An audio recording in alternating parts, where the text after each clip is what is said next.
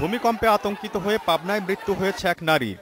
এছাড়া আটঘরিয়ায় একটি স্কুলে আহত হয়েছে 10 শিক্ষার্থী। তাদের আটঘরিয়া স্বাস্থ্য কমপ্লেক্সে ভর্তি করা হয়েছে।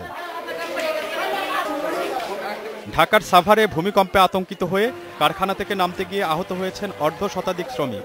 এদিকে হুড়োহুড়ি করে বের হবার সময় কুমিল্লা ইপিজেডের বিভিন্ন কারখানায় আহত হয়েছে 10 শ্রমিক।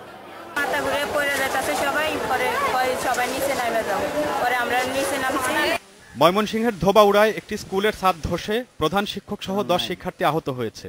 আহতদের হাসপাতালে চিকিৎসা চলছে। শেরপুরেও আহত হয়েছে কমপক্ষে 10 জন। কুষ্টিয়ায় ভূমিকম্প আতঙ্কে অসুস্থ হয়েছে 12 শিক্ষার্থী। ফাটল দেখা দিয়েছে কুষ্টিয়া জেনারেল হাসপাতালের অপারেশন থিয়েটারের দেয়ালে।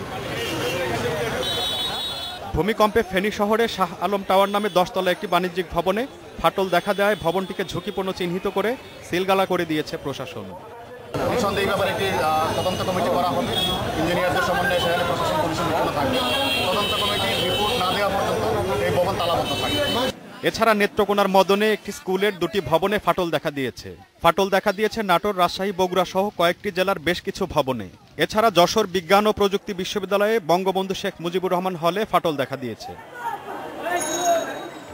Zahurul Islam Johnny, independent news.